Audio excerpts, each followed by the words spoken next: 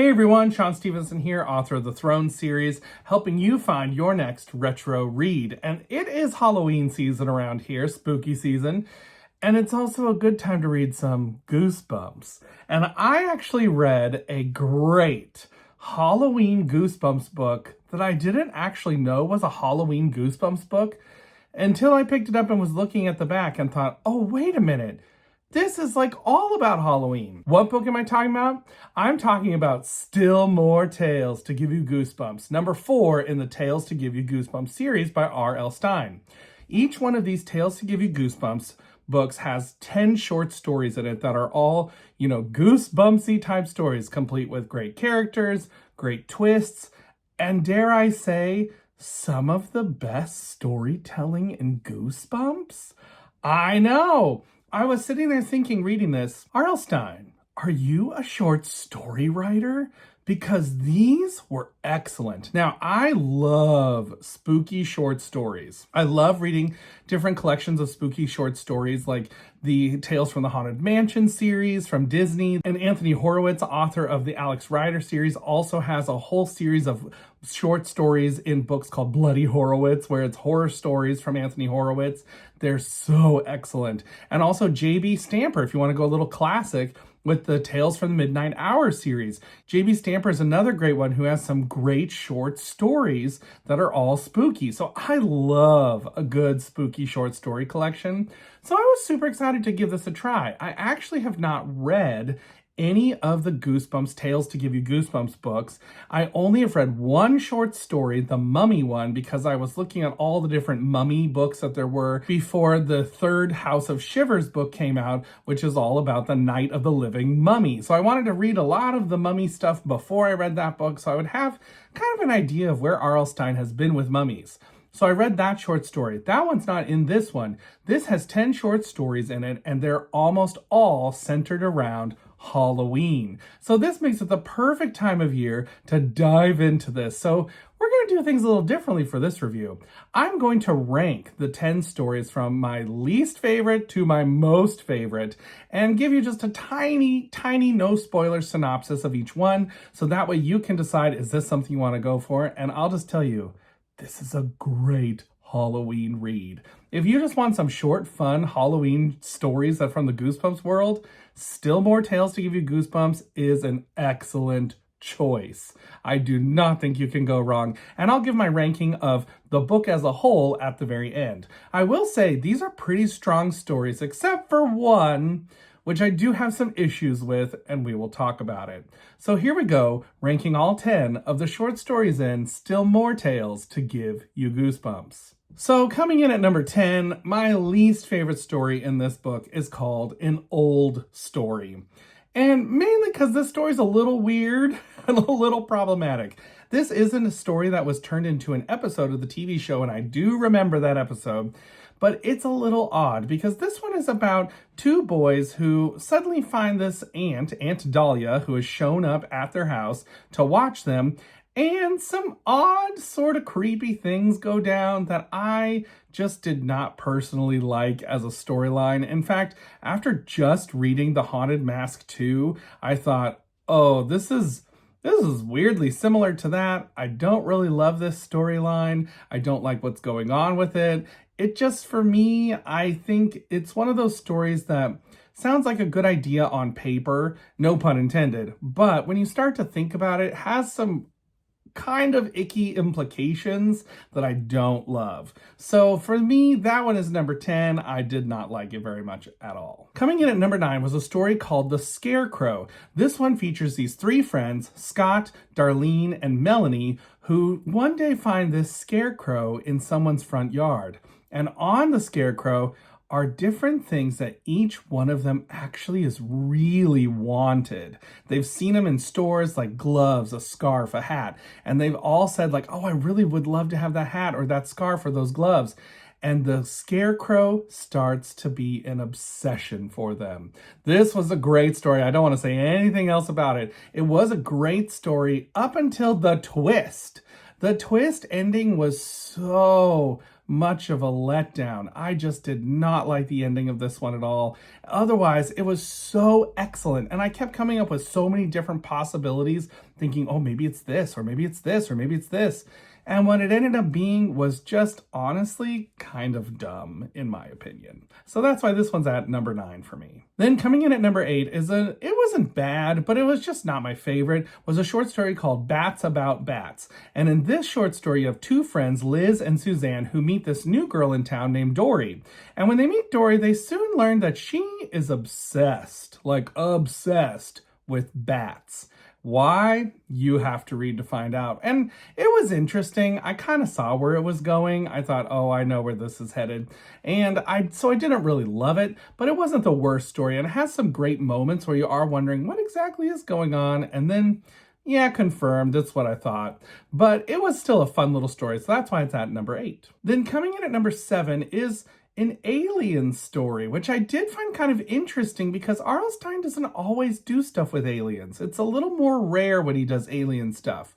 And so this one was called The Spacesuit Snatcher. It's the last book in the story, and it was a pretty good one. I actually enjoyed this one quite a bit. I think it had some interesting things going on, some fun moments, some fun fake outs that were not stupid. Sometimes in Goosebumps, there are fake outs like, there's a scratching at the door, and they open the door, and they scream, and then you turn the next chapter, and it's their cat, like, jumping at them. So it's, like, kind of dumb stuff sometimes. But in this one, it had some fake out moments that were actually pretty fun. And I thought, oh, that's really great. I like that they did that. That was great. It just left me with a great feeling. I thought it was fun, the way the storyline went, and the ending was a lot of fun too. Then coming in at number 6 is a story called Awesome Ants, which this one was also made into an episode of the Goosebumps TV show. And in this one, you have Dave, who mail orders an ant farm from the back of a comic book. And I'm just going to tell you right now, if you've ever read any spooky books from the 90s, you do not order stuff from anything. Don't do mail-in orders. Don't do it, because you can guarantee it's going to be creepy and it's going to come and get you. And there are some fun developments in this short story. I really enjoyed it. I thought it was really good. It does have some kind of disgusting monster moments that I thought, oh, I don't love this, but I'm still here for it. I think it's fun. But it did have some kind of gross monster moments in it, which they ended up being fun, and it was a great story and a great twist at the end. I think you can definitely see coming if you kind of piece things together of like, I feel like I know where this is going to go, but it still was more fun, even though you knew where it was headed. Then coming in at number 5 was a short story called The Goblin's Glare, where there's this boy named Mike, and he loves to draw, and he decides to draw something really scary for Halloween, and he draws a goblin.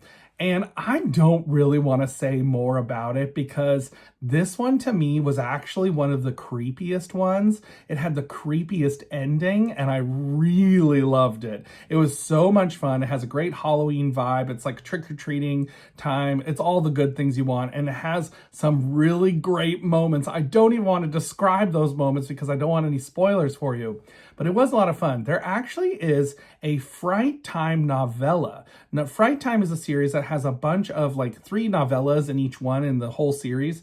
And one of the novellas was kind of real similar to this. And I thought, oh, I am curious which one came first, because these are very similar types of stories that are going on here.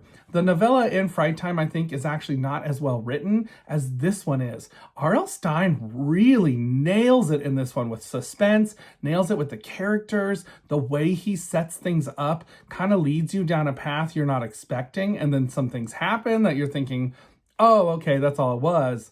But then it's not all it was, and it was a lot of fun. Now we're in the top 4, and these 4 are all really great short stories in my personal opinion. Although some people might argue with me about number 1, but there was just something about number 1 that I loved, and we'll get to it.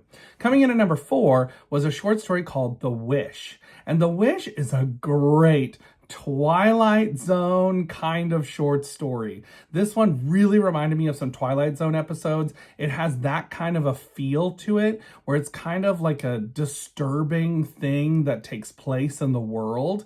And I loved it. I thought the twist was so good. And I kind of realized it only about maybe at the like 3/4 mark of the story.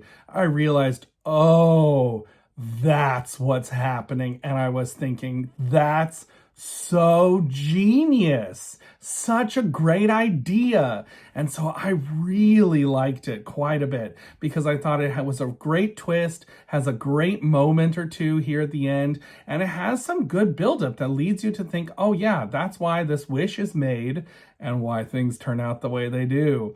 I mean, you kind of know with a story called The Wish, something's going to go awry, but it's a great twist in my personal opinion. Then coming in at number 3 was a short story called Attack of the Tattoo. And this one I thought was really pretty interesting. I had never thought of something like this before, so it was really novel in my opinion. It's about this girl named Jeannie who gets this odd tattoo in her trick-or-treating bag after Halloween, and she's trying to figure out, how do I put this tattoo on?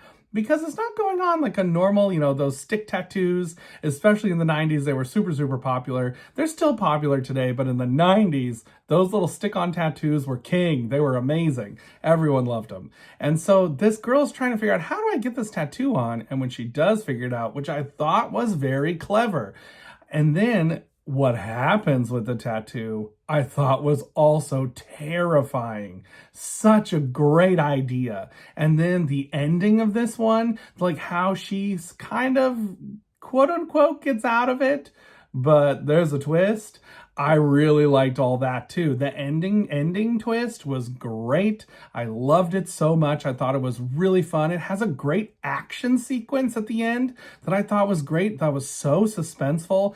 I loved this story. It was so well done. Then coming in at number 2 was probably, it's one of the best in the book for sure. I mean, I put it at number 2, and it's called Pumpkin Juice. And Pumpkin Juice is all about these 2 boys who find this odd recipe. Today, they would have found the recipe on the internet after reading about Grandma's secret recipe and how it changed her life. But in this book, they read it in like kind of a magazine type thing. And so in this short story, these 2 friends, they make this pumpkin juice and they drink it. And something happens to them. And I thought it was a lot of fun. It was a great little story, super Halloween-y. They're out trick-or-treating. The ending twist is great because it has a couple of twists leading up to the very, very end that I thought, that's so fun. I loved that. That set the book off. It's the first story in the book, and I think it sets it off perfectly. Such a great little short story with great characters, great moments, great twist ending. So which one is number 1? Well, that is definitely Please Don't Feed the Bears. Now, some people might think, wait, what? Like, if you've read this, you might be thinking, why is that your favorite? Especially since we know you didn't like One Day at Horrorland. Because in this one, you have this family that goes on a trip and they are going to go where 5-year-old, they call her Princess, wants to go, which is Cuddle Bear Land. And that is exactly where her older sister does not want to go. But while they're at Cuddle Bear Land, there's something odd about this place. And I loved it. I think in One Day at Horrorland, R.L. Stine set up an amusement park that felt disjointed to me. It didn't feel very cohesive.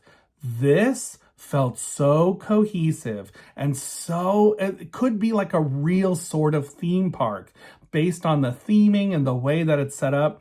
I loved it so much. I thought the setup was so great. You have great characters in this. You have a great fun, kind of funny twist, but it wasn't a dumb funny twist. It was very oh, that's a great callback to the beginning of this story. It was excellent. I really loved it. It's also kind of one of those stories where you see some comeuppance where someone gets what's coming to them and you kind of are like, yeah, you deserve that. And I thought it was a lot of fun. There was some great moments in this one. Like I said, the theming of this one was excellent. I so enjoyed it. My favorite story in the entire book. So overall, Still More Tales to Give You Goosebumps is a great collection with, I think, 1 clunker and maybe 2 that are a little just mid-range. But the rest of them are all pretty decent. I mean, that's 7 short stories that I think are really pretty good. This is a great Halloween read. If you're looking for something that's fun and quick to read for Halloween, You cannot go wrong with this one. I think this is a lot of fun. Like I said, I haven't really read the Tales to Give You Goosebumps yet, except for that short story, and I did like that short story, so I'm kind of excited to read more of these. I am looking forward to going through the rest of these. There's 6 of these books. There's also one collection that collects 30 of them from the 6 books. In the 6 books, there are 10 each in each of the books, so you have 60 short stories, and so you've got 30 of them. About half are in that short story collection. So overall, I would give Still More Tales to Give You Goosebumps a 4.5 out of 5.